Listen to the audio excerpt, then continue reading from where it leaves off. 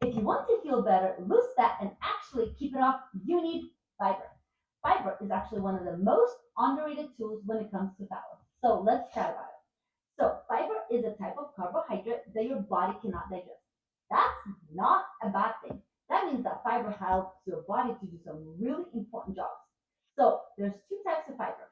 One is soluble fiber. The second one is insoluble fiber. So let's chat about the first one, soluble fiber. This one dissolves in water and creates like a gel-like substance. So it helps lower your cholesterol, balance your blood sugar, and keeping you feeling full longer. Some foods that contain this fiber are oats, beans, apples, and flaxseed. The second one is insoluble fiber, so opposite. It does not dissolve in water and it acts more like a broom. So think about it that it adds more of a bulk to your stool.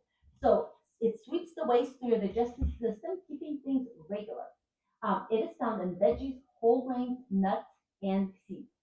You want a mix of both in your day. So, what does fiber do for you? So, there's four important things. So, it keeps you regular.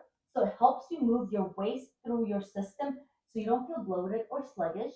It helps you feeling full longer, especially when paired with protein.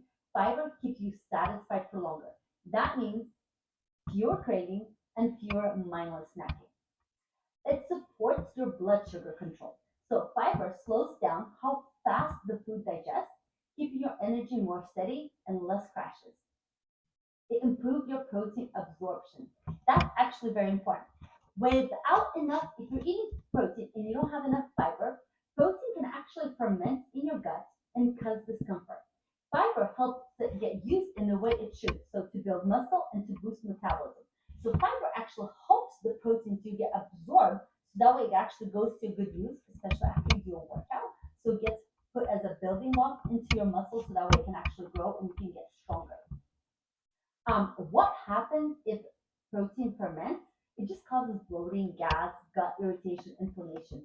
So the fiber helps it speed up the digestion, feeding on the good gut bacteria and binding and flushing out the waste. So you've probably seen on cereals at the store that says heart healthy or helps lower cholesterol. Have you ever wondered why it said that? So actually, that's because it's the soluble fiber that's in the cereal.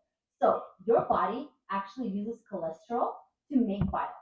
The soluble fiber, so the one that dissolves in water, binds to bile and carries it out of your body, meaning that your body uses up more cholesterol to make new bile, hence lowers the actual cholesterol levels.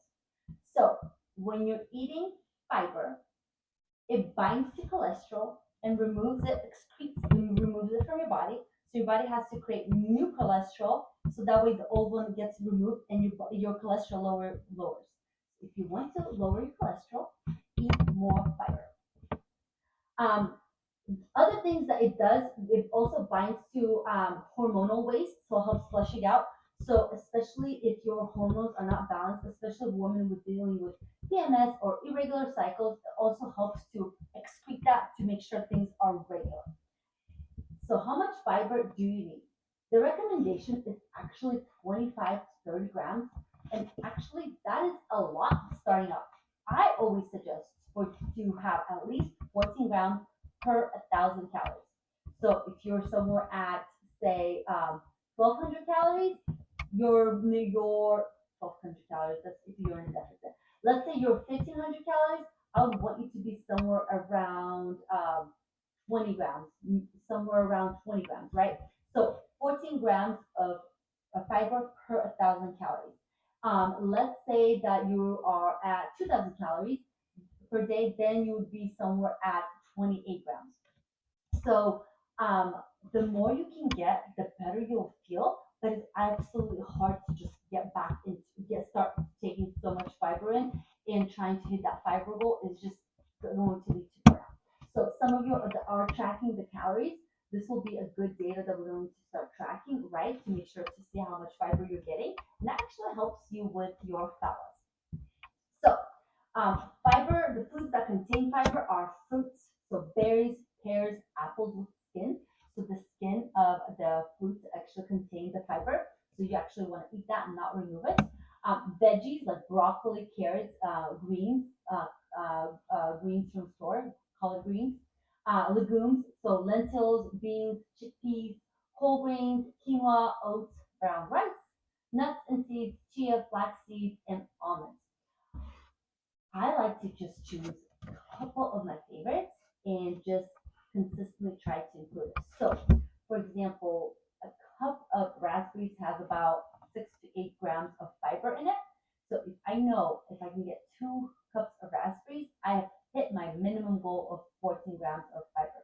So, finding foods that you enjoy and just increasing them and not trying to see it as not to try to overdo it and like how do I get my fiber in? Just find one food that contains more fiber than not, and then try to increase the portion. Try to add it more into your try to add it more into your day, and then the goal is to create more colors on your plate. So to have like that diversity, so that way you're actually getting insoluble fiber and soluble fiber because they both work. One, remember, helps you lower your cholesterol, stabilize your blood sugars. The other one actually creates like that bulk for your soul, so it actually pushes things down. Without the two, it's just you're not gonna have as regular. And that is going to be very important and how you feel of your mood, of how you're feeling, your digestion, but all of those things are going to affect your food because you can actually get lean and because you're feeling bloated, because you're having digestion issues, because you're not getting the right type of nutrient, you can actually feel very, very awful. Okay, so bottom line, fiber is more than just a bathroom topic. So it helps with fat loss, it helps with digestion, energy, muscle building, hormonal balance, and heart health. So when you combine it with protein, movement, and enough calories, you're actually setting your body to thrive and not just to survive. So I hope you guys found this helpful and comment below if you guys have any questions. Take care. Bye bye.